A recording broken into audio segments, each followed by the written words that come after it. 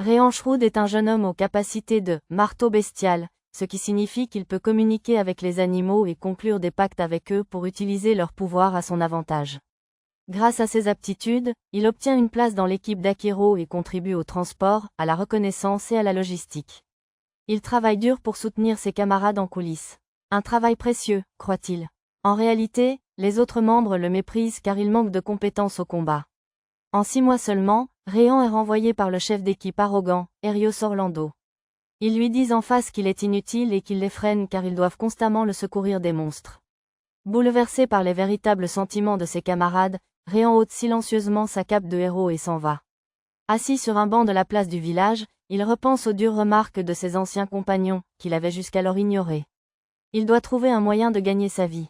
À cet instant, un groupe d'enfants accourt vers lui et lui demande de leur montrer à nouveau son tour.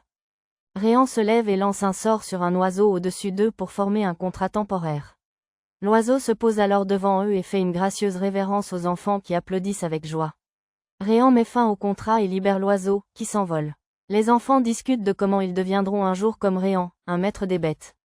Réan s'étonne qu'ils ne rêvent pas de devenir de braves héros, ce à quoi les enfants répondent que les héros sont un groupe de personnes snobs qui méprisent les gens du commun. Ils préféreraient de beaucoup gagner une fortune en devenant aventuriers et en voyageant à travers le monde. Cela donne une idée à Réan. Plus tard dans la journée, il se rend à la guilde des aventuriers pour chercher du travail. Naili, la réceptionniste, précise que tous les aspirants aventuriers doivent d'abord réussir une quête d'essai pour prouver qu'ils répondent aux exigences de base pour devenir aventurier.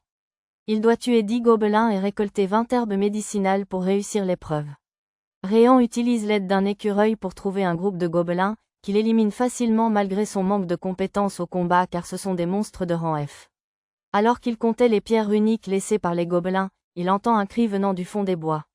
Réan court vers le cri et voit un tigre classé et attaquer une femme sans défense.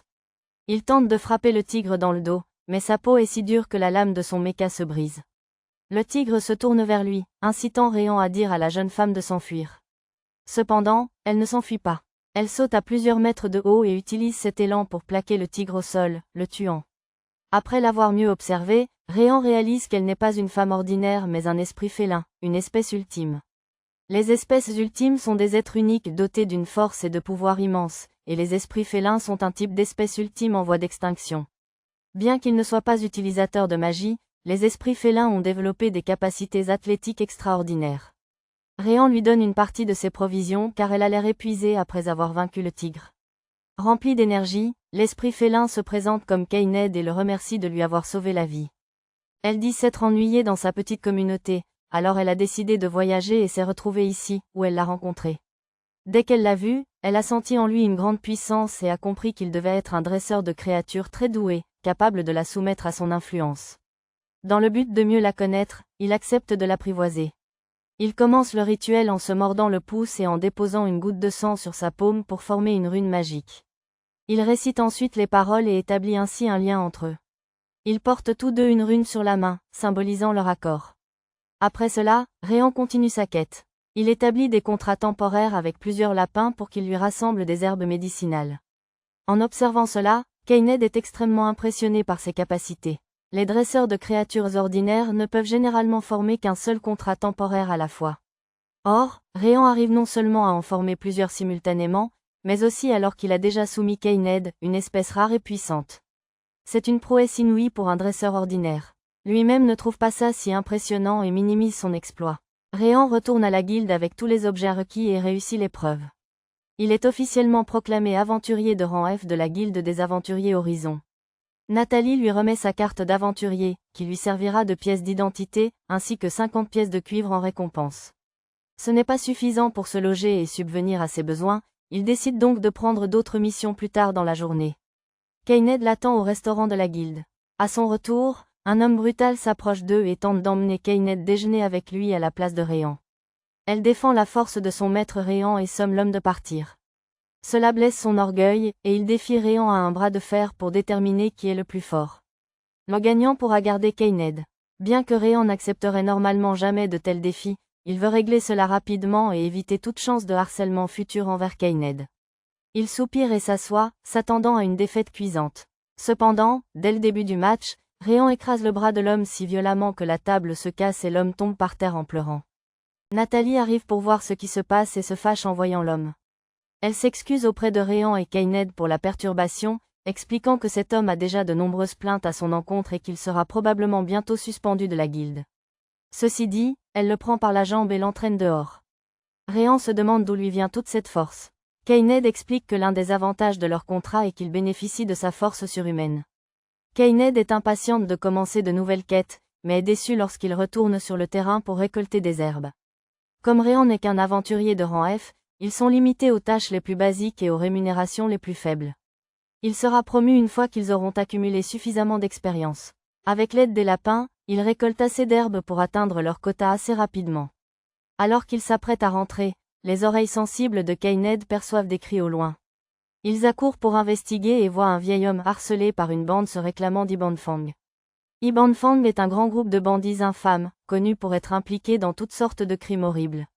Immédiatement, ils se ruent sur les malfrats, les prenant de court.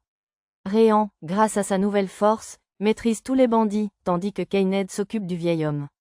Celui-ci les met en garde, quiconque défie les Ibanfang finit par être retrouvé et éliminé. Entendant cela, Réan décide de les traquer en premier. Kained craint qu'il ne vise trop haut, mais il la rassure en lui disant qu'il a un plan. Un écureuil les guide jusqu'à la cachette fortement gardée des Ibanfang. Réan établit un contrat temporaire avec un arbi, une abeille spéciale dont la piqûre paralysante très puissante peut immobiliser un homme pendant 12 heures. Il demande à Kained de retourner en ville pour ramener des aventuriers et des chevaliers afin d'aider à l'arrestation des criminels. Elle part en toute hâte chercher des renforts, et l'arbi ramène des centaines de ses congénères. Réan contracte chacun d'eux et leur ordonne de commencer leur travail. Tous les bandits sont rapidement paralysés, et les aventuriers que Kained a rassemblés commencent à les appréhender. Réan remarque l'arrivée des chevaliers gnomes, ce à quoi un aventurier répond que les chevaliers n'ont pas jugé la situation suffisamment importante pour intervenir. Soudain, la grotte tremble et de puissants grondements retentissent derrière d'épaisses barreaux. 3 monstres géants de rang C, des lézards venins, s'échappent. Une telle situation représente une crise même pour les aventuriers les plus expérimentés, mais Réan et Kained les maîtrisent avec une efficacité remarquable, permettant aux autres de neutraliser les bandits et de s'échapper. Du sort de la grotte sous les acclamations des autres aventuriers. Pour la première fois, le travail de Réan est reconnu. Entre-temps, les anciens compagnons de Réan s'en prennent violemment à leur nouveau dresseur de bêtes pour son manque de reconnaissance et la mise en danger des autres membres. Le novice affirme que leurs exigences sont déraisonnables car ils attendent de lui qu'il apprivoise 10 à 20 animaux simultanément. Il explique qu'un dresseur de bêtes ne peut en gérer plus d'un ou 2 à la fois, sous peine de surcharge mentale. Cependant, le héros, habitué aux capacités de Réan, juge l'homme menteur et le renvoie sur le champ. L'arrestation et le transport de tous les bandits prennent près d'une journée entière. La capture d'Ibinfang est jugée si impressionnante que la guilde invite Réan et le promeut spécialement au rang E d'aventurier, le récompensant d'une généreuse somme d'argent. Ils dépensent leur argent en nouvel équipement, prennent un repas luxueux, et enfin louent une chambre pour la nuit. Une agréable pause par rapport au camping. Une semaine s'est écoulée depuis votre rencontre avec Kained et leurs quêtes se sont déroulées sans encombre jusqu'à présent. Un jour, Nidali leur propose une quête. Se débarrasser d'un perturbateur appelé le « chien de garde » qui harcèle les personnes tentant de traverser le pont Stride, seul chemin commercial entre le continent central, d'où il vient, et le continent sud. Réan ne veut pas laisser passer la récompense alléchante de 5 pièces d'or et accepte avec plaisir. Réan tente d'obtenir des informations sur l'identité du chien de garde, mais personne ne veut rien partager. Sans aucune information préalable, lui et Kained se rendent au pont. Dès leur arrivée, un gigantesque dragon rouge atterrit devant eux et se transforme en une femme qui leur propose de combattre. Elle avoue être la soi-disant gardienne et se présente comme Tanya, une des dragonoïdes. Il est coutume pour les dragonoïdes, une des espèces les plus puissantes, de partir en voyage d'entraînement à l'âge de 15 ans pour se renforcer. Elle attendait un adversaire digne de ce nom pour se battre près du pont. Elle les défie à un combat 2 contre 1, avant lequel elle refuse de quitter le pont. Elle attaque Réan, mais il parvient à bloquer son attaque de justesse. Elle souffle ensuite du feu, brûlant légèrement la queue de Kained. Énervée, Kained se jette sur elle et les deux se disputent vivement. Les 2 filles étant à égalité, Réan intervient pour tenter de renverser la situation. Mais Tanya les saisit toutes les 2 de surprise, les projette en l'air et leur lance un puissant jet de flammes. Kained rattrape Réan en plein vol et utilise son agilité pour esquiver les flammes et les faire atterrir en sécurité sur le pont. Ayant trouvé un plan, il demande à Keined de lui gagner du temps. Lui faisant entièrement confiance, elle affronte Tanya directement tandis que Réan s'écarte pour chercher l'oiseau qu'il avait aperçu lorsqu'elle l'avait projeté en l'air. Il le trouve et établit un contrat temporaire avec lui. Il lui demande d'appeler ses amis, qui l'apprivoisent également. Sur son ordre, les oiseaux se jettent sur Tanya et la harcèlent. Tanya ne les trouve que légèrement agaçants et les chasse. Bien sûr, un dragonoïde ne peut être blessé par de simples oiseaux. Cependant, avant qu'elle ne puisse faire un autre pas, elle s'effondre. Réan explique qu'il s'agit d'oiseaux particulièrement venimeux, et que leur plumage coloré signale leur toxicité. Incapable de bouger, Tanya accepte la défaite. Réan lui demande de promettre de ne plus causer de problèmes au pont et de les rejoindre une fois rétablis. D'abord, ils vont à la guilde informer Nathalie que l'affaire est réglée. Nathalie les félicite et promet de leur remettre leur récompense une fois la guilde avoir vérifié leur dire. Elle examine les cornes de Tanya et demande qui elle est. Réan la couvre rapidement et prétend qu'il s'agit d'une humaine normale rencontrée durant leur quête, et qu'elle porte simplement un costume. Si une ville découvre qu'il y a un dragon dans les environs, la panique s'emparera de tous. Ensuite, il l'accompagne dans les bois et demande à Tanya de s'éloigner le plus possible de la ville pour poursuivre son entraînement. Elle est surprise car elle s'attendait à être vendue par lui.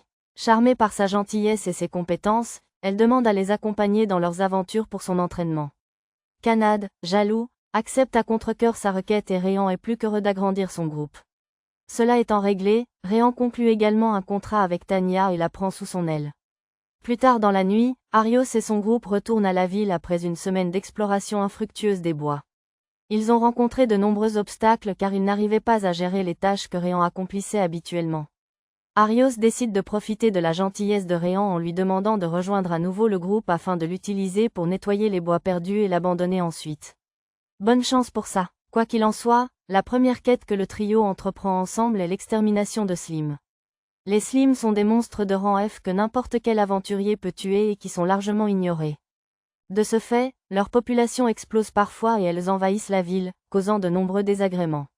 Le trio a plus de mal que prévu à trouver des Slims, alors Réan emploie une autre stratégie. Il utilise sa compétence d'assimilation pour transférer temporairement sa conscience à l'oiseau, une compétence que les autres dompteurs de bêtes ne peuvent pas réaliser selon Kanad et Tanya. Cela lui permet d'utiliser le corps de l'oiseau et d'observer les choses de son point de vue pendant que son corps réel sommeille. Il part à la recherche d'essaims de Slim vus du ciel tandis que Kanad et Tanya veillent sur son corps. Ils se rassemblent autour d'un grand essaim qu'il a trouvé. Tanya lui demande s'il peut lancer des sorts, auxquels il répond qu'il connaît les bases mais qu'il ne maîtrise pas les sorts plus avancés. Elle lui demande de lancer une boule de feu sur l'essaim. Il sait que ce ne sera pas suffisant pour éliminer tous les saints, mais il essaye quand même. Il se concentre et crie « boule de feu ». À sa grande surprise, il libère une gigantesque boule de feu qui les élimine tous. L'intuition de Tanya s'avère juste. Elle a supposé que, puisqu'il avait acquis la force surhumaine de Kanad après avoir conclu un contrat avec elle, il avait également acquis les pouvoirs magiques de feu draconique de Tanya. Comme ils n'étaient pas habitués à utiliser la magie, ils utilisent le reste des quêtes pour améliorer son contrôle des sorts. Après avoir terminé les quêtes, il gagne beaucoup d'argent qu'il dépense dans un dîner somptueux. Au cours du dîner, Réan révèle qu'il a appris ses compétences de dompteur de bêtes dans son village natal. Il a vécu dans un village anonyme entièrement peuplé de dresseurs de bêtes, y compris ses parents. Il n'y a donc jamais eu un moment de son enfance où il n'a pas été exposé à cet art. Cependant, son village natal n'existe plus. Un jour, alors qu'il n'avait que 12 ans, il est parti s'entraîner seul dans les bois à dompter des bêtes. Ce n'est qu'à son retour tard dans la soirée qu'il a remarqué que le ciel était rouge au loin et qu'une vaste zone était en feu. Son instinct lui a dit que quelque chose n'allait pas et il a couru vers la maison. À son arrivée, il a vu tout le village recouvert de cendres et toutes les personnes qu'il connaissait étaient mortes. Pendant son absence, le village avait été attaqué par des monstres. Un groupe d'aventuriers l'a secouru et l'a conduit à une auberge où il a gagné sa vie en faisant des tâches ménagères et des petits travaux pendant des années. Ceci fut sa vie jusqu'à il y a moins d'1 an, lorsque des héros l'ont recruté dans leur groupe. Il avait accepté leur invitation sans hésitation, espérant faire une différence et empêcher des tragédies comme celle qui avait frappé sa ville natale. Cependant, il réalise maintenant qu'il ne l'utilisait que. Entendant son histoire, Kanad et Tanya sont fiers de le compter comme leur maître. Leur prochaine quête est d'éradiquer les orques autour de la ville. Les orques sont des monstres de rang E, semblables aux gobelins mais beaucoup plus intelligents et souvent armés. Ils éliminent plusieurs groupes d'orques avec aisance, ce qui amène Tanya à prendre la mission trop à la légère. Cependant, elle est prise en embuscade par des orques à son insu et est sauvée par Réan et Kanad. Tanya panique à cause d'une blessure mineure de Réan, mais il lui dit de ne pas s'inquiéter et la soigne grâce à ses pouvoirs de guérison améliorés. L'incident semble la toucher profondément, et elle a trop honte pour montrer son visage à Réan à leur retour en ville. Il s'approche d'elle et lui demande ce qui ne va pas. Elle s'excuse immédiatement de s'être détendue et de lui avoir causé une blessure. Il l'accepte avec un grand sourire et lui demande de faire attention la prochaine fois car lui et Kanahad tiennent à elle. Sa gentillesse la laisse sans voix et la fait rougir. Ils accomplissent leur quête le lendemain et commencent à retourner en ville. En chemin, ils rencontrent Hérios et son groupe. Réan décide instinctivement de faire demi-tour et de prendre un autre chemin, mais Hérios l'arrête. Le groupe est surpris de le voir avec deux espèces ultimes. Hérios lui explique que le groupe a eu des problèmes en explorant seul le bois perdu et lui demande avec condescendance de rejoindre à nouveau le groupe pour apporter son aide. Heureusement, Réan connaît sa valeur et refuse fermement leur offre. Voyant qu'il s'éloigne, une des héroïnes lui demande d'attendre. Elle explique que leur mission dans le bois perdu est de récupérer l'un des objets sacrés, le bouclier de vérité, nécessaire pour vaincre le roi démon. Il sera impossible de vaincre le roi démon sans ces objets, ce qui entraînera une prolifération de monstres et des pertes civiles. Cette pensée rappelle à Réan un traumatisme de son enfance et le force à accepter leur proposition. Tanya et Kanahad interviennent et exigent qu'Hérios s'excuse auprès de Réan pour le mauvais traitement qu'il lui a infligé. Le héros, trop fier pour demander pardon, rabaisse les filles en les qualifiant de « petites protégées » de Réan. Cela provoque une réaction de Réan qui le frappe. Insulté, l'insolent Hérios défie Réan et ses camarades à un affrontement pour déterminer quel groupe est le plus fort. Kanahad se bat directement avec l'homme à la tête chauve et le submerge d'une pluie de coups. Il tente une technique élaborée pour la blesser, mais elle lui envoie valser son épée d'un coup de pied. Comprenant qu'il ne peut la vaincre, il hésite avant d'attaquer à nouveau. Il s'interroge sur les raisons pour lesquelles une créature aussi puissante veut servir l'incompétent Réan. Sa colère se tourne alors vers Kanahad, qui lui assène un coup de pied au visage, le mettant hors de combat. Ensuite, Tanya affronte les deux mages du groupe. Ils lancent simultanément leurs sorts, mais Tanya reste impassible et claque simplement des doigts. Instantanément, leur magie se dissipe. Ils réessaient avec différents sorts, mais ceux-ci disparaissent à nouveau d'un claquement de doigts. Tanya explique qu'elle utilise le nettoyage matériel, une technique qui identifie un sort à son niveau fondamental et le neutralise avec un contre-sort efficace. Les mages essaient de lancer encore plus de sorts sans succès et finissent par être trop épuisés pour en lancer d'autres. Tanya leur donne une leçon en menaçant de les réduire en poussière avec une magie de niveau épique, mais révèle ensuite qu'elle bluffait pour Réan. Finalement, c'est Réan contre Hérios. Hérios tente une remarque sarcastique, mais Réan l'interrompt d'un coup de poing. Hérios dégaine son épée et l'attaque de coups rapides presque invisibles à Réan, mais c'est bien moins impressionnant que lors de son combat contre Tanya au pont Stride. Il trouve une ouverture et frappe Hérios au ventre. Le héros est frappé par sa force surhumaine, qu'il est sûr de ne pas avoir eue auparavant. Hérios passe à la magie, mais Réan contre facilement l'attaque de foudre avec sa puissante boule de feu draconique, imprégnée de force. Hérios sait que Réan ne sait lancer que boule de feu et soigner, et lui lance de nombreuses attaques magiques qu'il ne peut contrer. Réan décide de revenir à ses fondamentaux et combat comme il se sent le plus à l'aise. Hérios charge avec sa magie, mais ressent soudain une vive douleur et s'effondre. Réan lui montre l'arbi avec lequel il a formé un contrat temporaire à distance pendant le combat, prouvant que les maîtres des bêtes ne sont pas inutiles. Pour le plaisir, Réan impressionne Hérios par un coup de terre extrêmement puissant. Après le combat, les héros confient leurs tâches à Réan et aux filles. Le bouclier de vérité est apparemment détenu par des monstres au plus profond des bois, et sa récupération est indispensable pour vaincre le roi démon. Le trio se rend seul dans les bois perdus pour le chercher. Les bois perdus portent ce nom car ils changent constamment de forme, entraînant la perte des explorateurs dans le labyrinthe impossible. Réan utilise sa stratégie d'assimilation pour explorer les lieux pendant que les deux autres veillent sur son corps. Il revient après avoir réussi à trouver un chemin menant plus profondément dans la forêt. Ils suivent le chemin, mais finissent par se retrouver à l'endroit où ils ont déposé une pierre pour marquer leur passage. Tanya suspecte une intervention plus importante et utilise un sort de recherche matérielle pour détecter de puissantes sources magiques. Des orbes lumineux les guident vers un grand arbre qui diffuse une magie illusoire, perturbant la perception de tous ceux qui se trouvent à sa portée et les faisant tourner en rond. Tanya demande à Kanahad de détruire l'arbre pour arrêter la magie, mais Réan suggère à Tanya de le neutraliser sans le tuer. Avant cela, Kanahad envoie un puissant coup de pied vers l'arbre. Avant qu'elle ne le touche, une voix étrange émane de l'arbre, leur ordonnant de partir. La voix se répète inlassablement tandis qu'une fillette lumineuse ailée apparaît de l'arbre. Ils réalisent qu'ils sont en présence d'une fée, une espèce suprême dotée de pouvoirs magiques surpassant même ceux des dragonoïdes. Ils tentent de s'expliquer auprès de la fée, mais elle les interrompt constamment et leur ordonne de partir. Face à leur refus d'obtempérer, elle menace de les chasser de force par la magie, et ils s'enfuient sans un mot. Une fois à l'abri, Réan explique que les fées condamnent les humains en raison d'un long historique de conflit entre les deux espèces. Cela conduit les fées, habitantes des forêts, à perdre la majeure partie de leur habitat et à trouver refuge dans les quelques bois denses restants. Elles envisagent la possibilité que la barrière d'arbres protège le bouclier de vérité, Tanea, et Kanag élabore des stratégies pour détruire l'arbre, mais Réan décide qu'il est préférable d'essayer de parler à nouveau à la fée. À leur retour près de l'arbre, il demande à Kanag et Tanea de rester en retrait. Ils confrontent la fée, qui menace de les attaquer sérieusement s'ils ne partent pas. Réan accepte l'attaque pour montrer sa sincérité dans son désir de lui parler. La fée décoche une volée de flèches qui le frôle, mais il reste debout, souriant. Cela choque la fée un instant, et il profite de l'occasion pour la convaincre de ses bonnes intentions. Cependant, elle sort de sa confusion et lance une nouvelle attaque. Cette fois, Kanag et Tanea bloquent l'attaque et font appel à la fée en lui racontant toutes les bonnes actions qu'il a faites pour eux. Cela pique la curiosité de la fée, et elle décide de les écouter. Elle se présente comme Sora.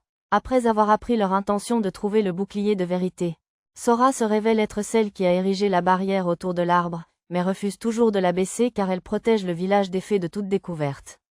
Ce ne sont pas des monstres, mais des fées qui protègent le bouclier de vérité. Comme il est nécessaire de tuer le roi démon, elle le leur remet. Sa haine des monstres est plus profonde que sa haine des humains. Par conséquent, récupérer cette relique s'est avéré bien plus facile que prévu. Le trio la remercie et repart, mais Réan a le sentiment qu'elle était mal à l'aise et revient pour lui demander si quelque chose ne va pas. Hésitante au début, Sora révèle qu'elle a une sœur jumelle, Luna, avec qui elle entretenait la barrière. Cependant, il y a quelques jours, elles ont quitté la barrière ensemble pendant un court moment pour faire autre chose, mais ont rencontré un monstre de l'armée du roi démon, un chevalier des ombres. Elles n'ont pas pu le vaincre, et il a capturé Luna, exigeant que Sora baisse la barrière et révèle le village en échange de Luna. Incapable de se retourner contre son peuple, elle est retournée au village et a supplié le chef de l'aider. Mais il a choisi la sécurité du village plutôt que Luna et a ordonné à Sora d'ignorer les exigences du monstre. Bien qu'elle soit obligée d'obéir, elle ne peut se résoudre à laisser sa sœur aux mains du monstre. Kaniya et Tanya se demandent comment deux fées n'ont pas pu vaincre le monstre. Réan explique que même si les chevaliers des ombres sont des monstres de rang C, facilement vaincus par des espèces supérieures, ils possèdent la désagréable capacité d'absorber toute magie, les rendant invincibles pour les fées qui ne comptent que sur la magie. Ils acceptent d'aider Sora à retrouver sa sœur. Sora leur indique le chemin vers le chevalier des ombres. D'abord, Réan attire son attention en lançant une boule de feu, puis lui et Kaned l'attaquent par surprise avec des attaques physiques. Le monstre devine qu'ils agissent à la demande de Sora et se dirige vers Luna, retenue, pour la punir de sa désobéissance. Cependant, Tanya la protège de l'attaque et la libère. Tanya s'enfuit avec Luna dans ses bras tandis que Réan et Kanna retiennent le chevalier. Aucune de leurs attaques ne suffit à vaincre le chevalier, alors Réan élabore un plan. Il forme un nouveau contrat temporaire avec un orbe Kali et leur demande d'attaquer le chevalier des ombres. Bien que leur piqûre soit inefficace contre le monstre, leur essaim le distrait. Durant cette période, Réan utilise sa capacité spéciale, le marteau bestial, pour amplifier temporairement les pouvoirs de Kaned. Avec une force immense traversant Revanès, Kaned frappe le chevalier des ombres d'un coup qui le détruit enfin. Le monstre vaincu, le trio ramène Luna auprès de Sora, soulagée. Bien qu'elles soient physiquement identiques, leurs personnalités sont diamétralement opposées. Sora a un comportement doux et élégant tandis que Luna est plus directe et spontanée. Sora décide qu'elles ne peuvent retourner au village qui a abandonné Luna, mais n'ont nulle part où aller. Kaned les invite à rejoindre leur groupe. Réan accepte mais ne veut pas paraître imposer sa volonté étant donné la longue animosité entre les fées et les humains. Cependant, elles ont confiance en Réan, le considérant comme un être humain honorable, et lui demandent de conclure un contrat avec elle. Il ignore comment apprivoiser les fées, ce qui rend la tâche bien plus difficile. L'effort le fait s'évanouir, mais les fées le soutiennent et accueillent leur nouveau maître. Après seulement 2 jours d'acceptation de la quête, Réan remet le bouclier au héros. Il le soupçonne de leur avoir donné un faux bouclier et teste magiquement son authenticité, pour découvrir avec surprise qu'il est véritable. Il lui donne les 20 pièces qu'il lui avait promises. Réan se tourne pour partir, mais le chauve lui demande de rejoindre à nouveau le groupe. Hérios s'indigne qu'un membre l'ait invité sans demander son accord au préalable. Le chauve fait valoir qu'ils ont clairement besoin de l'aide de Réan pour vaincre le roi démon avec succès, et les autres membres acquiescent à contre-cœur. Le chauve tend la main pour une poignée de main scellant l'accord, promettant un meilleur salaire et un meilleur traitement. Cependant, Réan sait qu'ils n'ont pas changé et refuse leur offre. Il a déjà un bien meilleur groupe qui l'attend. Après son départ, les autres membres tentent de surmonter leur embarras suite à ce refus en l'insultant. Helios reste, toujours irrité par sa défaite humiliante l'autre jour, et jure de se venger. Dehors, le groupe discute de la légende du roi démon. Réan explique que le roi démon a le pouvoir de contrôler tous les humains, les asservissant ainsi pendant des siècles. Cependant, le premier héros décida de supplier les dieux pour trouver un moyen de le vaincre. Les dieux lui conférèrent une partie de leur sang divin. Avec ce sang divin dans ses veines, il reçut le pouvoir unique de dépasser les limites humaines en termes de force et de magie, et d'améliorer indéfiniment ses pouvoirs. Finalement, il devint assez puissant pour vaincre le roi démon et libérer les humains. Toutefois, la menace du roi démon persiste. Et la mission de tous les héros de chaque génération est d'essayer de vaincre le roi démon une fois pour toutes. Bien qu'Helios soit trop faible pour le moment, il deviendra un jour assez puissant pour l'affronter. Sora et Luna soulignent que les multiples contrats de Réan avec les espèces supérieures ont décuplé sa force par rapport à celle d'un humain normal, comparable au pouvoir unique du héros. Ils suggèrent tous à Réan de prendre la mission de vaincre le roi démon. Il admet qu'il le ferait s'il le pouvait, mais comme c'est une grande décision, il souhaite prendre le temps de la mûrir. Un jour, l'équipage pense qu'il est temps pour Réan d'acheter de l'équipement pour améliorer ses capacités de combat. C'est la première fois que Sora et Luna foulent les rues de la ville, et ils sont submergés par le nombre d'humains autour d'eux. Cependant, ils se rendent compte qu'il n'y a pas de quoi s'inquiéter après avoir vu Tanya et Kana s'entendre avec les habitants. Ils visitent la meilleure armurerie de la ville, où toutes les armes sont fabriquées par un nain assez peu amène. Réan examine les étagères et prend un poignard, disant qu'il est le plus à l'aise avec une arme de ce type. Cependant, lorsqu'il le dégaine, il remarque quelque chose d'étrange. À ce moment-là, un jeune homme jovial dépose un sac de pièces d'or sur le comptoir du nain et demande sa meilleure arme. Le nain prend une magnifique épée parmi une collection d'épées identiques et la lui donne. Satisfait de son apparence, l'homme le remercie et repart content. Réan s'approche du nain et lui demande s'il a vraiment donné sa meilleure arme à cet homme, expliquant que bien que l'épée soit belle et ferait un bon trophée, elle et toutes les autres armes du magasin semblent manquer de quelque chose d'essentiel pour un vrai combat. Le nain le fixe un long moment, puis éclate de rire. Il admet que les armes exposées sont des modèles moyens qu'il peut fabriquer d'une seule main. Vous voyez, tout le monde entre dans sa boutique en espérant la meilleure arme sans même considérer ses propres capacités et la compatibilité avec l'arme. Il trouve raisonnable de vouloir que ces armes les mieux conçues soient acquises par un acheteur digne de ce nom. Il possède une collection séparée d'armes auxquelles il a consacré tout son savoir-faire, mais seuls ceux qui réussissent son épreuve peuvent l'avoir, tout en dévoilant un ensemble d'armes de haute qualité à la lueur unique. Il est tellement impressionné par Réan qu'il lui propose de fabriquer une arme spéciale, mais il manque de matériaux. Il dit qu'il a besoin d'un minerai de mithril ultra précieux pour fabriquer l'arme parfaite, mais la montagne de mithril transmise par sa famille est soudainement épuisée. Cet arrêt soudain de l'approvisionnement en mithril est inhabituel, il soupçonne donc un problème à la mine. Il propose d'aller enquêter pour lui. Heureux, le nain accepte leur offre et se présente comme Gantz Stoloff. Il demande combien il souhaite être payé en récompense et Réan dit qu'il aimerait recevoir sa meilleure arme. Considérant cela comme la meilleure solution, Gantz accepte sa demande. Après une longue marche, ils atteignent enfin la mine de mithril, qui semble abandonnée à première vue. Néanmoins, Réan les fait se cacher car il soupçonne la présence de mineurs illégaux. Il trouve étrange que l'approvisionnement en mithril ait cessé brutalement au lieu de diminuer progressivement. Soudain, un grand oiseau fond sur eux et pousse un cri puissant. Ses soupçons se confirment lorsque deux hommes sortent du puits pour investiguer. Canaille et Tanya les maîtrisent rapidement, empêchant ainsi toute tentative d'interrogatoire.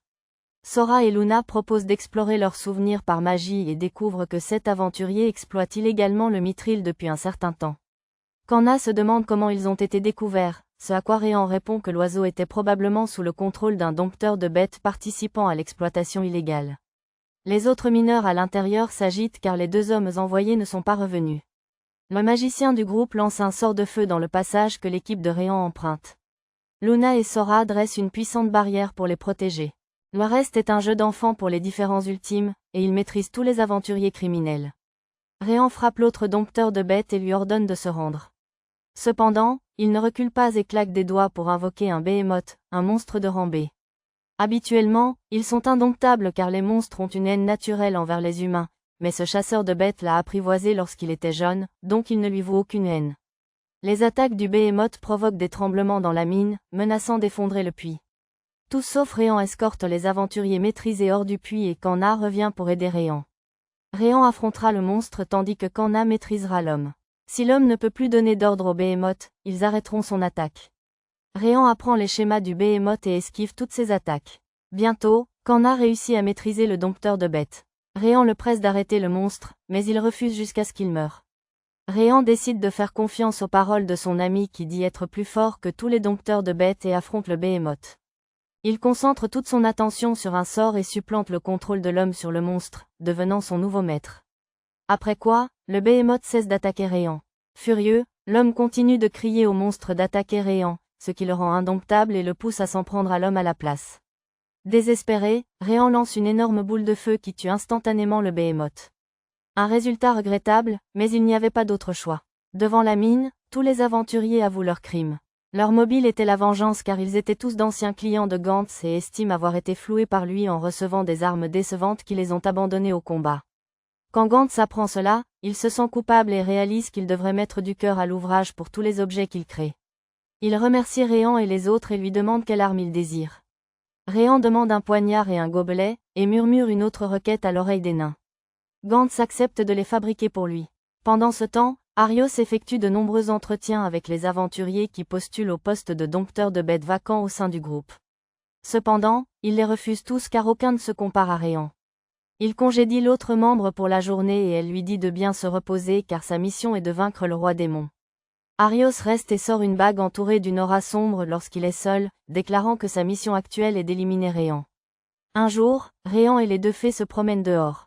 Ils s'amusent tous quand soudain un bel homme aux cheveux blonds dorés s'approche et leur demande leur nom. Une fois qu'elles répondent, il déclare qu'elles seront siennes. Sora, Lumina et Réan sont stupéfaits et le repoussent. Il se présente comme Edgar Fromware, un membre de la maison du Seigneur d'Horizon, comme si cela allait les convaincre de le suivre. Comme ils ne le suivent toujours pas, il décide de les emmener de force avec l'aide de ses gardes. Réan les bat tous à lui seul. Ensuite, les gardes se dispersent et pointent leurs épées sur des civils. Tous mourront s'ils ne donnent pas Sora et Lumina à Edgar.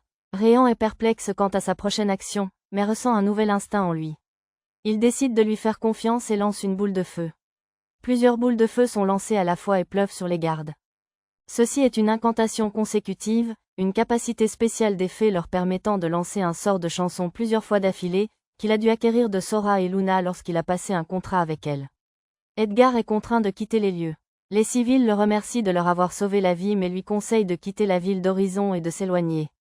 Abusant de son influence et de son pouvoir en tant que fils du Seigneur, Edgar emmène de force des civils sur un coup de tête et se débarrasse de tous ceux qui s'opposent à lui. De retour chez eux, Réan et les jumeaux racontent l'incident à Kanaed et Tanya, qui ont dormi pendant toute la durée des événements. Ils décident tous de mettre fin à cette menace. Kanaed et Réan se rendent auprès de l'ordre des chevaliers pour signaler l'incident, mais les chevaliers rejettent la plainte en déclarant que c'est une affaire trop insignifiante pour qu'ils s'en occupent. Cela confirme que les chevaliers sont corrompus et de mèche avec le Seigneur. Lorsqu'ils rentrent, ils sont suivis par une chevalier. Elle se présente comme Stella Inplace, le vice-capitaine de l'ordre des chevaliers d'Orgène. Elle déteste le fait que la famille du Seigneur ait corrompu les chevaliers et leur ait fait oublier leurs devoirs moraux, le capitaine Gillette n'étant pas une exception. Elle souhaite rendre à l'ordre sa dignité passée et croit que Réan et Kanaed, l'aventurier et l'esprit félin dont on parle, qui ont pris la défense de Iban, peuvent l'aider. Ils acceptent volontiers son idée. Stella et le groupe de Réan élaborent un plan complexe pour piéger les chevaliers d'un seul coup. Ils répandent la rumeur qu'un entrepôt en bord de mer contient des preuves exposant la corruption des chevaliers et de la famille du Seigneur. Le capitaine Gillette et les autres chevaliers corrompus se rendent à l'entrepôt pour enquêter. Dès qu'ils entrent, la porte se referme derrière eux et Sora et Luna la figent. Réan et Stella sont déjà à l'intérieur, en position dominante. De là, Réan utilise le nouveau gantelet reçu de Gant pour tirer des flèches magiques sur les chevaliers, en neutralisant tous sauf le capitaine Gillette. Le capitaine suit la trajectoire des flèches et aperçoit Réan et Stella. Stella souhaite l'affronter seule et demande à Réan de rester en retrait. Gillette la combat avec une force brute, la rabaissant pour avoir tourné le dos à ses anciens alliés, mais elle prend le dessus et le désarme. Peu après, Edgar apprend tout ce qui s'est passé. Il est pris d'une telle fureur qu'il frappe l'une des jeunes filles retenues contre son gré. Hérios entre dans sa chambre par la fenêtre ouverte et se présente comme un ennemi de Réan. Il lui remet une bague à l'aura sombre, affirmant qu'elle a le pouvoir de causer la mort de sa cible. Tu devrais l'utiliser pour tuer Réan. Après que les chevaliers corrompus aient été maîtrisés, Stella s'approche du manoir du seigneur avec un petit groupe de chevaliers loyaux, Kanata et Tanya. Ils exigent d'entrer, mais les gardes les encerclent, prêts à combattre. En réalité, cette confrontation directe est une diversion tandis que Sora, Luna et Réan s'infiltrent dans le manoir par l'arrière et libèrent les otages. Luna utilise la recherche matérielle pour localiser les civils retenus en détectant les traces de leur pouvoir magique. Elle trouve plusieurs signatures en bas, comme on peut s'y attendre pour un groupe de prisonniers, mais elle remarque aussi une forte présence magique au-dessus, d'une puissance équivalente à la leur. Réan décide d'enquêter sur la source de ce puissant signal tandis que les jumeaux retrouvent et téléportent les victimes. Réan entre dans la pièce d'où provient le signal puissant et découvre une cellule sombre. Dedans, il voit une fillette aux oreilles et à 3 queues de renard, signe distinctif de l'espèce ultime appelée demi-dieu. Elle a l'air affamée et faible, le corps couvert d'échymoses. Le plus triste, c'est qu'elle semble effrayée par Réan. Il brise la cellule et la soigne avec sa magie. Reconnaissante, elle le prend dans ses bras et se présente comme Mina. Elle explique avoir été capturée par Edgar qui l'a menacée de faire du mal aux habitants innocents de son village si elle ne le suivait pas. Réan essaie de lui enlever le collier du cou, mais elle recule, expliquant qu'il est soumis à un puissant sortilège. Il analyse la magie du collier et réalise qu'elle est fondamentalement similaire à la magie de dressage, servant à subjuguer et contrôler sa cible. Il tente donc de contrer le sort en dominant son contrôle, mais reçoit une décharge électrique. Il persiste malgré la douleur et finit par briser le collier. Pendant ce temps, Tanya et Kanad repoussent sans peine les attaques des gardes. Clairement désavantagés, les gardes décident de faire monter les personnes enlevées du sous-sol pour les utiliser comme otages. À ce moment, Luna et Sora arrivent et lancent des boules de feu multiples. Les victimes ont déjà été mises en sécurité. Kanad et Tanya peuvent donc attaquer sans retenue. En moins d'une minute, ils maîtrisent tous les gardes et rejoignent Réan. Ils échangent chaleureusement quelques mots avec Mina pendant que Réan et Stella discutent des preuves des méfaits du Seigneur. Le Seigneur les surprend alors qu'ils tentent de s'enfuir du manoir. Stella lui demande d'abord de se rendre, mais il refuse. Réan utilise alors un sort pour le maîtriser et le neutraliser.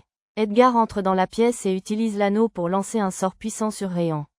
Un être spectral apparaît et le frappe.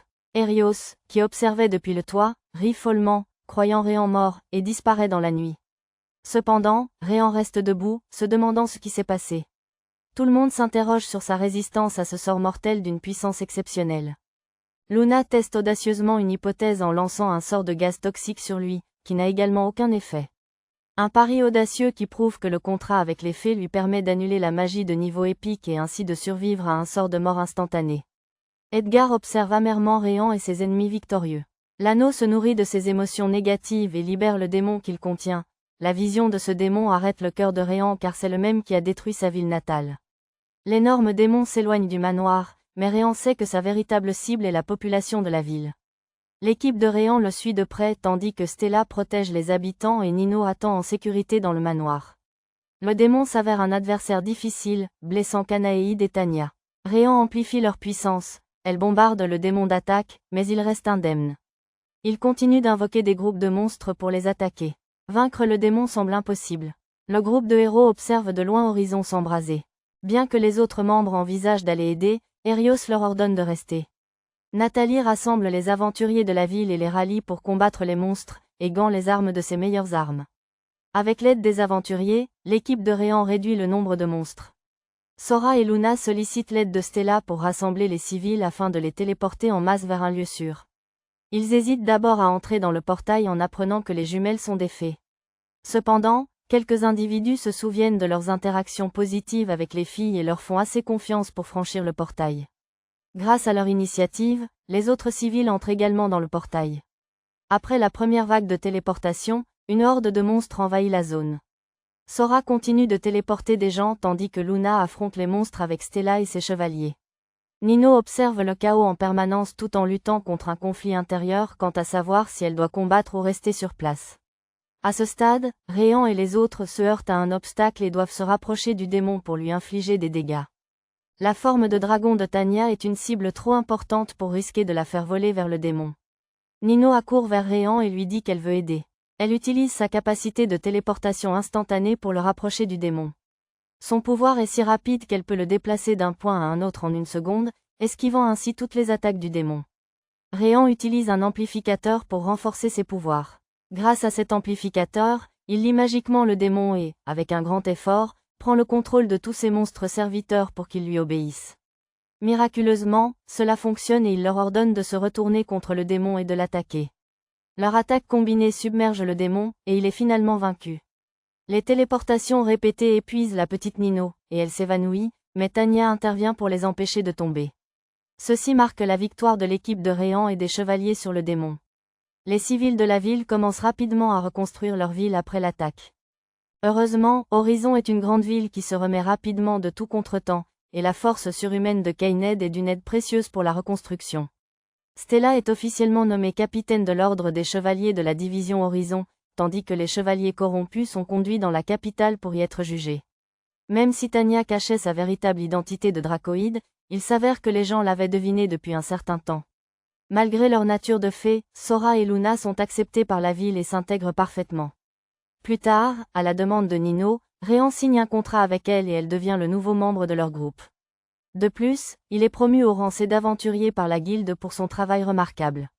Son groupe étant devenu assez important, ils achètent une maison pour en faire leur base, une pratique courante parmi les groupes d'aventuriers.